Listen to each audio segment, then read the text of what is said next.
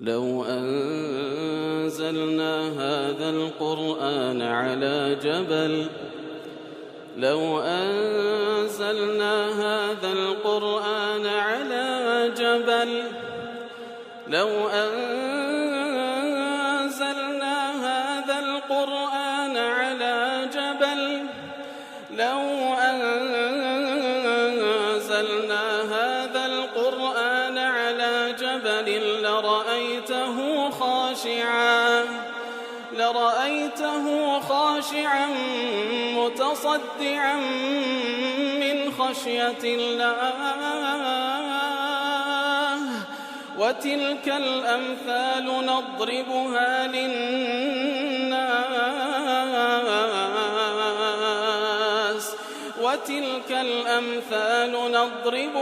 للناس لعلهم يتفكرون. الحمد لله والصلاة والسلام على رسول الله وعلى آله وصحبه ومن والاه. السلام عليكم ورحمة الله. برزان خوش حالم لواني 482 لواني كاين تفسير القرآن في رزبين وخزمتان ومبست رزامدي رب العالمين وهي ودان وهي آزي سودي لور بقرن. أعوذ بالله من الشيطان الرجيم. بسم الله الرحمن الرحيم. إنا أنزلنا التوراة فيها هدى ونور يحكم بها النبيون الذين أسلموا للذين هادوا والربانيون والأحبار بما استحفظوا من كتاب الله وكانوا عليه شهداء فلا تخشوا الناس واخشون ولا تشتروا بآياتي ثمنا قليلا ومن لم يحكم بما أنزل الله فأولئك هم الكافرون. والله خوشويستان ديارة هل ضمني أو آتانك خواهي قورة سبحانه وتعالى باز لأهل كتاب وبتايبتيج باز لجولة كذكا يترد فرمي إنا أنزلنا التوراة فرمي إيما التوراة من دابزان من كتابة شخوايا لبو موسى عليه الصلاة والسلام لبو بني إسرائيل فيها هدى ونور أو توراة هداية نور تدا يحكم بها النبيون الذين أسلموا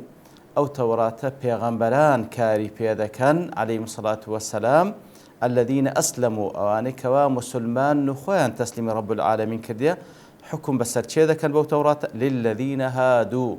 لبو كساني تزولك كلبو أوان نردراون والربانيون والأحبار وهلوها رباني وأحبار كانشان بها ماشي ولدواي بيغمبرانيان عليهم الصلاة والسلام حكم بو توراة دكان لسرجولك كان بما استحفظوا من كتاب الله ويكوا للان رب العالمين أو كتابان بيراس بيردرابكوا بباريزن بما استحفظوا منه وكانوا عليه شهداء وهلوها أوان ببنا رقيب وشاهد وتاودير لسر باراستني أو كتابة فلا تخشوا الناس واخشون إتل خلق ما ترسن تنهال الله بترسن ولا تشتروا بآياتي ثمنا قليلا وهروها آياتكان مفروشا بثمن مقابلة كم ومن لم يحكم بما أنزل الله هركسك حكم بو كتابينك كالله سبحانه وتعالى داي بزاندية أوانا كسانيشي كافرا وبكورتي معنى آياتك ديارة تفاصيل زورتي ده بل لسرت هذا ديارة أو آيات وكل أضواء البيان ضل شنقيطي رحمة خوالبي ضل سبب نزولي وآياتي هر أوبك نزولك كان كاتك بياوك وآفرتك كهردو هاو سرجيريان كردبو إتر أو بياو آفرت الزنايا كرد لتوراتش لا إخوان حكمي كسك هاو سرجيري كردبيتن أو جازينا بكاتن رزمة وكل إسلام دا بلام أوان أو حكمان قوريبو بوي كواتنها رويان رج بكري جلدان لي بدريو لناو بازار بجير درين إتر ويستيان أو ناحق باطليي خويان بشويك بالبشتي بكري للان پیغمبري إيما صلى الله عليه وسلم وابو كاتي كوان لمدينة لجير ساي حكم إسلام دا دجان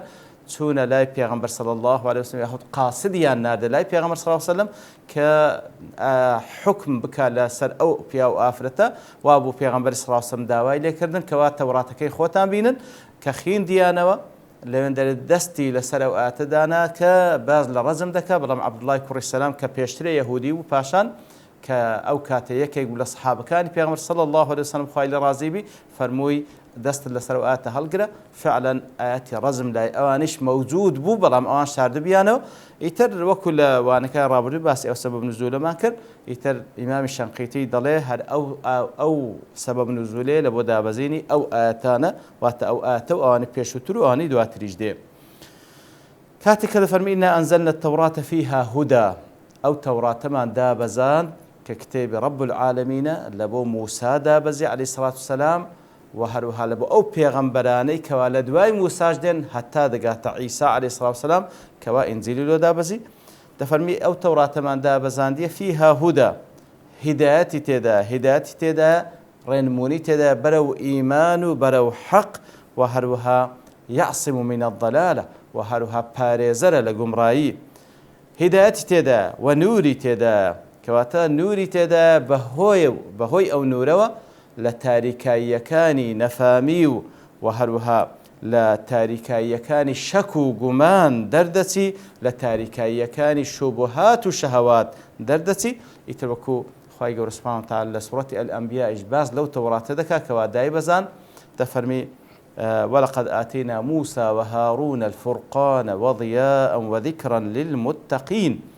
بەڵێ ئەو تەوراتی کەوا لە بۆ موسا و هارون عەلەیهیمە سەڵات وسەلام دابەزی چی تێدا بوو فورقان بوو یەکلاکەرەوە بوو لە نێوان حەق و باتڵ وضیاء عینی ڕۆشنایی و ڕووناچی بوو وذكرا للمتقين ذکر و یاد بوو لە بۆ کەسانێکی متقی بەڵێ إنا أنزلنا التوراة فيها هدى ونور يحكم بها النبيون الذين أسلموا ئیتر ئەو تەوراتە چێ کاری پێدەکرد پێغەمبەران دیارە لە دوای موسا و هارون عەلەیهیمە سەڵات وسەلام کە لە سەرەتا لە بۆ ئەوان دابەزی لە دوای ئەوان چەندین پێغەمبەریت کە لە بەنی ئیسرائیل هات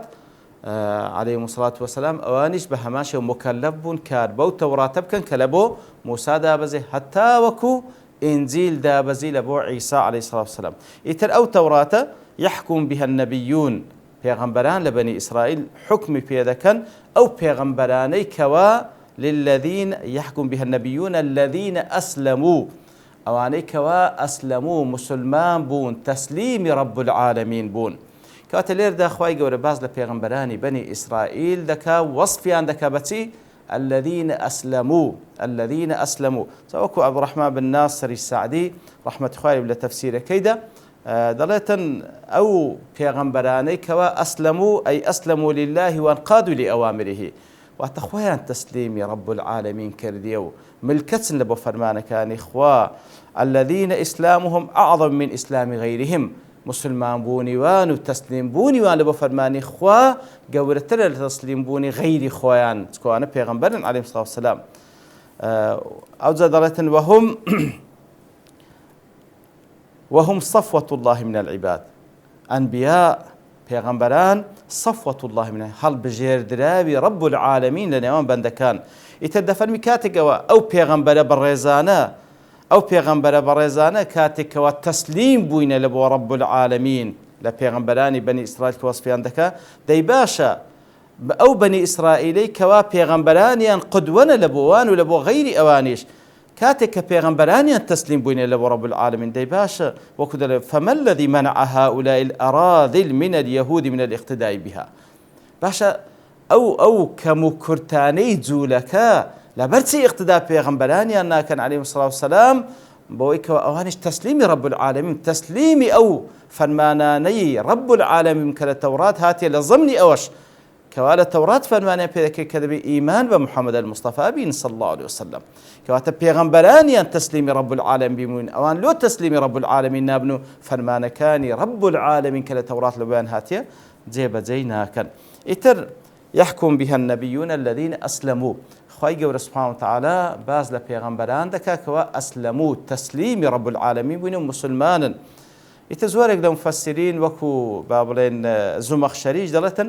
ئەسلموا صفەتی مەدحە لە بۆ پێغەمبەران صفەتی مەدحە لە بۆ پێغەمبەران و هەروەها دەڵێ کاتێکەوە خوای گەورە باز لە پێغەمبەران دەکا کەوا ئەسلموا وەکو عەبدوڕەحمان بن ناصر السعدیش دەڵێ کەواتە ئەدی باشە ئەوان کەلۆ ئومەتەکە لۆ تەسلیم نابن کەواتە ئەویش دەڵێتن ئەوە صفەتی مەدحە لۆ پێغەمبەران مەبەستیشی سەرزەنشکردنی بەنی ئیسرائیلە کە ئەگەر پێغەمبەرانیان بەو شێوەی کەوا تەسلیمی رب العالمین ئەوان لۆ تەسلیم نابن و بەو شێوەی کەوا فەرمانەکانی تەورات جێبەجێ ناکەن. لە ئینتیصاف ناسر دەڵێتن نابی بڵێ صیفەتی مەدحە لە بۆ پێغەمبەران، لەبەر ئەوەی دەڵێ ئەسڵەن پێغەمبەراتی صیفەتێکی بەرزترە لەسەر مسلمان بوون، کەواتە دەڵێ ئومەتەکان و با بڵێن غەیری پێغەمبەران مسلمانن، پێغەمبەرانیش بێجگەلەوەی کەوا مسلمان ئەوزە پێغەمبەرانیشن، با بڵێن صیفەت پێغەمبەراتیشیان پێبەخشرا. دەڵێ عادەتەن کەسێک کەوا وەصف دەکرێت بە صیفەتێک واتە دەبی ئەو صیفەتێک کە پێی وەصف دەکرێت لە مەقامی خۆی بەرزتر بی، بەڵام ڕاستە مسلمانێتی باون پلە و پایەکی زۆر گەورەی کە خوای گەورە بە کەسانش دەبەخشی، بەڵام لە ناو مسلمانانیش خوای گەورە کەسان هەڵدەژێ دەیان کاتە پێغەمبەر عەلەیهیمو سڵات وەسەلام، کەواتە پێغەمبەراتی بەرزترە و مەرتەبەکە لە سەرووی مسلمانێتیە. لێ دەڵێتن لەو حاڵەتەی ئەو بە شێوێشکەلێکی داتەوە، دەڵێ کو هەند زۆر جاران کەسێک کە وەصف دەکرێ واتە مەوسوفەکە بەو صیفەتەی کەوا وەصفی پێ دەکرێ ئەوە با بڵێن مەدح دەکرێ و بەو صیفەتەی کەوا وەصفی پێ دەکرێ بەرز دەبیتەوە. واتە زۆر جاران کاتێک کە بزانین فلانە کەس مسلمانە کەواتە بەو صیفەتەی ئەو کەسە بەرز بوو، فلانە کەس صالحە بەو صیفەتەی ئەو کەسە بەرز بوو، کەواتە مەوسوف بەو صیفەتەی دەدرێتە پاڵی بەرز دەبیتەوە. بەڵام دێ بالعکسیش هەیە، زۆر جاران صیفە کە دەدرێتە پاڵ مەوسوفێکی، صیفەتێک کە دەدرێتە پاڵ کەسێک و پێی وەصف دەکرێت، ئەو صیفەتە بەرز دەبیتەوە بۆ مەوسوفەی، ئەو صیفەتە بەرز دەبیتەوە بۆ مەوسوفەی. زالوێ وەکو با بڵێن ئستشهاد بە قەولی شاعریش دەکا، دەڵێ وەلئین مەدەحت محەممەدا بقەصیدەتی فإنما مەدەحت قەصیدەتی بمحەممەدی صلی الله عليه وسلم. کەواتە شاعیر دەڵێتن کاتێک کە ئەمن مەدحی محەممەد دەکەم صلی الله عليه وسلم بە قەصیدە و بە شعرەکەی خۆم، بەڵکو لە حەقیقەتدا مەدحی قەصیدەکەی خۆم دەکەم بە محەممەدی صلی الله عليه وسلم. کەواتە مەبەستی ئەوەیە ناسر دەڵێتن لێرەدا ئەو صفەتە کە دەدرێتە پاڵ پێغەمبەران و هەروە لە زۆر جێگای دیکەش صیفەتی سەلاحیش دەدرێتە پاڵ پێغەمبەران، دەفەرمی پێغەمبەراتی لە سەرووی صیفەتی مسلمانێتی و سەلاحە. لەو حاڵەتێ ئەو صیفەتانە بەرز دەبنەوە کە دەدرێنە پاڵ ئەو مۆسوفانە، کەواتە صیفەتی مسلمان بوون صیفەتی پێغەمبەرانە، صیفەتێکی زۆر بەرزە، شەڕەفێکی گەورەیە کە توش داخلی ئەو صیفەتە بی. صیفەتی سەلاح و صیفەتی صالح بوون صیفەتێک کە پێغەمبەرانی پێ وەصف کرایە، کەواتە ئەو صیفەتە بەرز بوویتەوە بەوەی کەوا بە پێغەمبەرانی پێ وەصف کرایە. لێ هەر کەسێکی صالح و سەلاحی هەبیتن لەو حاڵەتەی ئەویش بەرز دەبیتەوە بۆی کەوا متصفە بە صیفەتێک کەوا پێغەمبەران پێی مەوسوفن، کەواتە لێرەدا بەو شێوەیە وەصف کرایە والله أعلم. يحكم بها النبيون الذين أسلموا، کەواتە ئەو تەوراتە هاتیە پێغەمبەرانی بەنی ئیسرائیل واتە لە دوای موسا و هاڕون عەلەیهیمو سڵات وسەلام و هەروەها ئەو پێغەمبەران کە لە دوایوان شاتن هەتا عیسا عەلەیهی سڵات وسەلام، ئیتر ئەو پێغەمبەرانە حکم بە تەورات دەکەن لۆچێ للذینە هادوو، ئەوانەی لە بۆ جوولەکەکان هادوو بە معنای لایەن لوغەویەکەی واتەوانی کە تابوو وەڕەجعوا، ئەوانەی کە تەوبەیان کردێ و گەڕاین. وەلحاصل تەورات هاتیە پێغەمبەران کاری پێ بکەن، لەسەر چێ کاری پێ بکەن، لەسەر چێ جێبەجێ بکەن، لەسەر ئومەتی بەنی ئیسرائیل، لەسەر جوولەکان يحكم بها النبيين الذين أسلموا للذين هادوا، کەواتە لێرەش وەکو هەندێک دەزانان دەفەرمون لێرەش خوای گەورە وەکو قەیدێک باسی کردیە تەورات هاتیە لەسەر بەنی ئیسرائیل جێبەجێ بکرێتن نەوەک لەسەر غەیری ئەوان، کەواتە تەوراتیش لە بۆ ئومەتێکی مەحدود هاتیە کەوا بەنی ئیسرائیلە، نەوەک وەکو قورئانی پیرۆز کەوا للعالەمین هاتیە و لەسەر هەمووان جێبەجێ بکرێتن. دیارە جیاوازی هەیە. يحكم بها النبيون الذين أسلموا للذين هادوا والأحبار والربانيون والأحبار، كواتا ئەو تەوراتەی کەوا پێغەمبەران کاری پێ دەکەن لەسەر جوولەکان جێبەجێ دەکەن لە بۆ ئومەتی خۆیان کەوا جوولەکەنە، و هەروەها لە دوای پێغەمبەرانیش چێ کاری پێ دەکات لەسەر جوولەکەکان، والربانيون والأحبار، ڕەبانی و ئەحبارەکانیش بە هەمان شێوە کار بەو تەوراتە دەکەن، تحکیمی دەکەن و حکمی پێ دەکەن وەکو شەریعەتێک لەسەر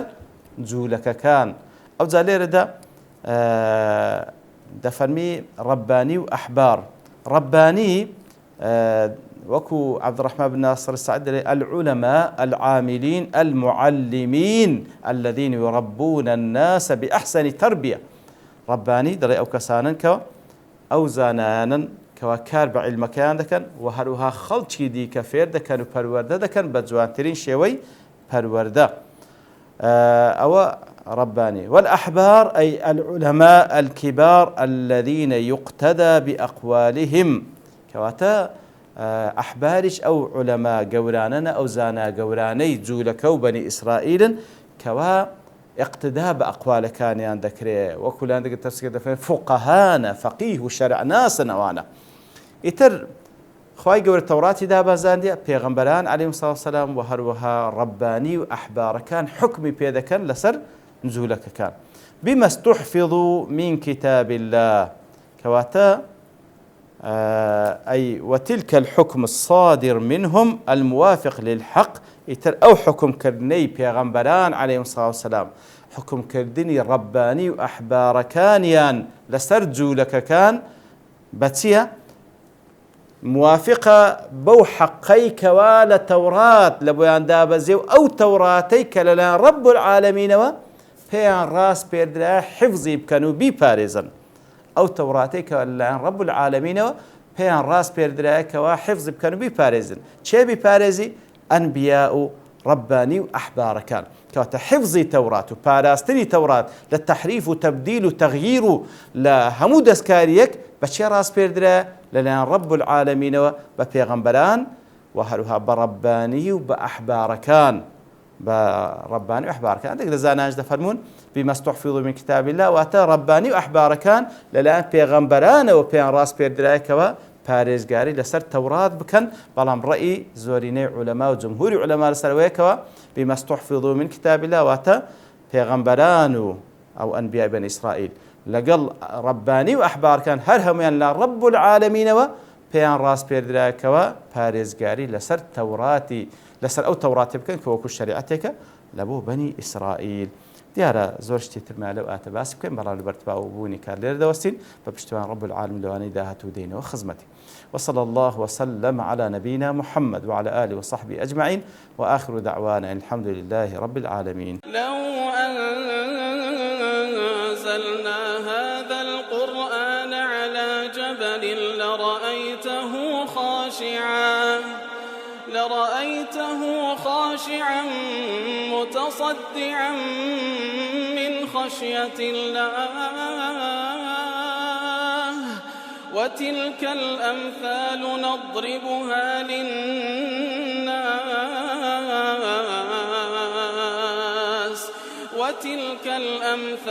نضربها للناس لعلهم يتفكرون.